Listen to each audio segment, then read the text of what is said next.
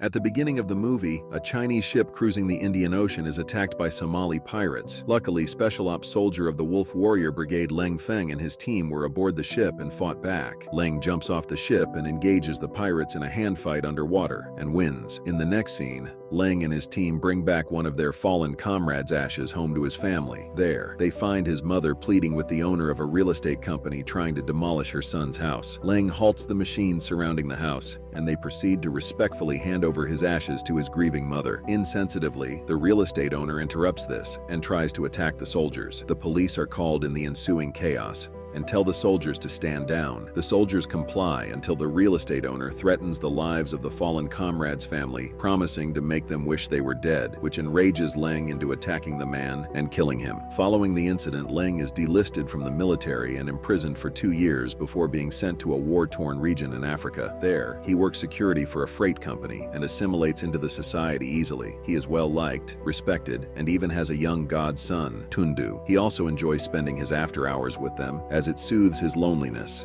and helps him forget his grief over his fiancée, Lieutenant Colonel Long Xiaoyun's kidnapping. The Prime Minister of the country declares a state of emergency after a mass murder takes place by a local barbaric rebel group while the country is still reeling from and trying to control the Lamanla outbreak, which is a deadly endemic disease. One day, while Leng and Tundu enjoy an evening relaxing with the locals on the beach, an explosion is heard nearby which marks the rebels' entry into the city. Then, all hell breaks loose as the nation's military and the rebels open fire at each other. Many are caught in the crossfire, including Leng and Tundu, who flee to the local supermarket run by another Chinese man and a friend of Leng. After hiding for a bit there, the rebels are chased by the military into the supermarket and turn it into another war zone. Leng runs out of patience and tactfully attacks all the armed men one by one and temporarily restores peace. Moments later, a series of explosions are heard from nearby. Then Leng tells all the civilians in the supermarket to follow him to the Chinese embassy and leads the way with Tundu and the shop owner by his side. They leave the now battered supermarket into an even worse view of chaos outside. Everyone's screaming and running in all different directions, trying to get out of the way of the rebels armed to the teeth with tanks and heavy artillery on one side and the government's military returning fire on the other. Then, as they watch, a bus filled to the brim with people being evacuated from the city by the military is bombed by the rebels, leading to more bloodshed. Leng tries to save as many as he can and leads them all to the Chinese embassy. Finally, at the gate of the embassy, they are trapped as the rebels close in the street in front of it, pointing their machine guns and screaming slogans of their rebellion. The Chinese ambassador comes to their rescue. He asks all involved to cease fire to let his people in, citing China's and the country's long-standing relationship. They comply, and Leng and all the people around him, including the Africans, safely enter the embassy. Later that night, the Chinese embassy transports everyone that entered the embassy earlier to the coast to meet a Chinese fleet that was sent to evacuate all Chinese nationals. They travel all night through the crumbling city and reach the ship in the morning. Upon arrival, the Chinese ambassador calls the Prime Minister of the country and asks him to assign extra protection to Dr. Chen, who was still in the country working on a vaccine for Lamanla. The Prime Minister regrettably informs him that there's nothing he could do and hangs up. He is shot to death along with his ministers, moments later, for refusing to give up Dr. Chen's location to the rebel group. On the fleet, Leng shows the shop owner the unique bullet he wears around his neck, believing it has something to do with his fiancée's kidnapping, and asks him if he has seen anyone using the likes of it. The shop owner hesitatingly shares that the sign on the bullet belongs to the rebel group and that they're known to hire European mercenaries to carry out their mission. Then, just realizing that they are about to head to China, Tundu freaks out and starts hysterically crying for his mother. Leng calms him down and promises to find her. Later, Leng overhears a conversation between the naval captain and the Chinese ambassador, where the captain explains that he can't send any reinforcements yet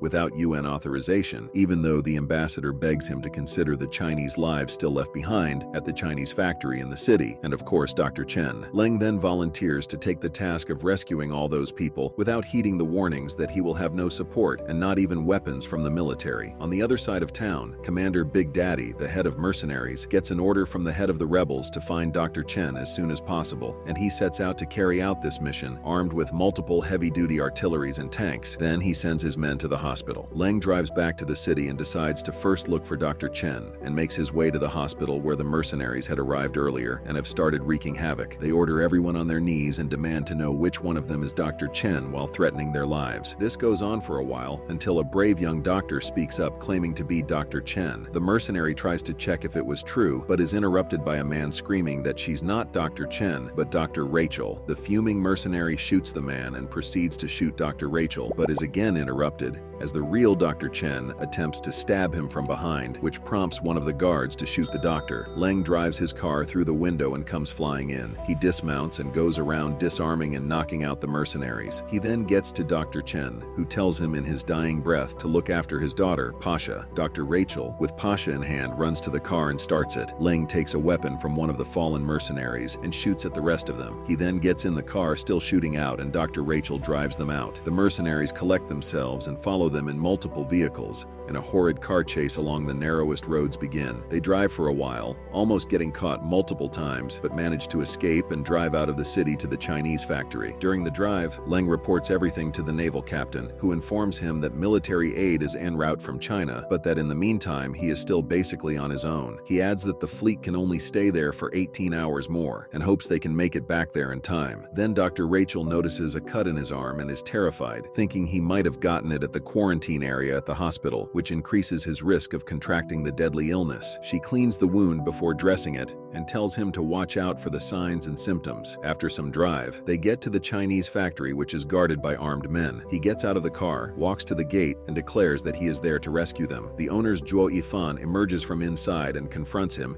and even proceeds to threaten him with a gun, but is interrupted by Tundu's mom, who comes running through the men, asking how her son was, which calms down the tension. Leng, Dr. Rachel, and Pasha are admitted into the offices to discuss the current situation, while Tundu gets to speak to his mom via video call. Thinking there won't be enough space, the security head of the factory divides the workers into a Chinese and African group, which deeply unsettles them and infuriates Zhuo, but he is unable to do anything about it. After some consideration, Leng declares that they will all leave together no matter what. This excites the workers, and they burst into celebration. They organize a bonfire party well into the night. The mercenaries, having found out Leng's identity, follow him into the factory and see the party, and move in with an attack on the unsuspecting crowd. They send drone cameras and start their attack. Zhuo's father, who was also in the military, fights together with Leng, an incredibly fierce battle with the mercenaries whose main target was to abduct Pasha and to leave no witnesses behind. After a long and intense fight, where Leng saves Zhuo multiple times, he is hurt and surrounded by Big Daddy and his crew without a way out. And just as they proceed to finish him off once and for good, the rebels' leader, having just found out what was going on, calls on them to stand back and retreat. Annoyed and cursing the situation, Big Daddy complies and drives back to the rebels' head, who is fuming beyond control. Just as they arrive, he starts screaming about how many times he should tell them not to mess with the Chinese, as China is a permanent member of the UN Security Council. Big Daddy, having heard enough and to everyone's shock, stabs and kills him. Back at the factory, Dr. Rachel helps Leng to his feet, and inside where everyone was gathered together for safety. As soon as he walks in, the head of security turns everyone against Leng, saying that they were safe and this kind of thing never happened before he arrived. Meanwhile, Leng keeps getting weaker and can no longer stand unsupported. Dr. Rachel checks his symptoms and the wound she had dressed the other day, and concludes that he is infected with the Lamanla virus, which shocks and scares everyone for their safety. Leng decides to leave and walks out, supported by Dr. Rachel and Pasha. They drive in the rain and find a small cave to stay the night. Leng, shaking with fever, sleeps hallucinating about his fiancée. The next day, Leng is completely fine. Dr. Rachel explains that Dr. Chen had discovered self-healing properties in humans, and of the thousands of cases of Lamanla, he only found one with this ability, and that was Pasha, and that at the time of his death, he was working on a vaccine from Pasha's extracted serum. She also adds that she gave him that experimental vaccine the previous day, which helped him heal. Leng realizes that the rebels believe that they can rule over the country if they have Pasha. Then the trio discreetly come back to the factory to find everyone clustered in a room. Leng uses arrows he fashioned to silently kill the guards from the outside, then jumps through the window, causing enough distraction for everyone to attack the guard next to them. Once finished, Zhuo, his father, and Leng lead everyone out of the factory, only to see they are completely surrounded by Big Daddy, who's basically taken over as the head of the rebels, and his crew. Then Leng calls the naval captain and informs him of the attacks on Chinese lives, and they agree for a helicopter to be sent right away. He then mobilizes women and children, including Dr. Rachel, Pasha, and Tudo's mom,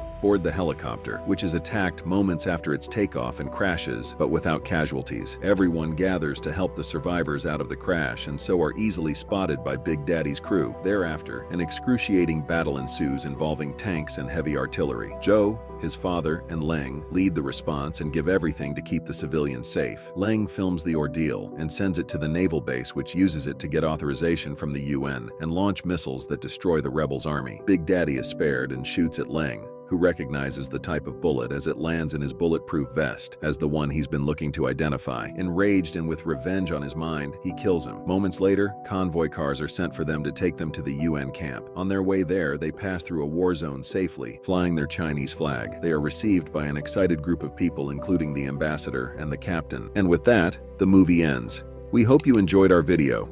Watch the next recaps on the screen and don't forget to subscribe for more amazing recaps. See you in the next one.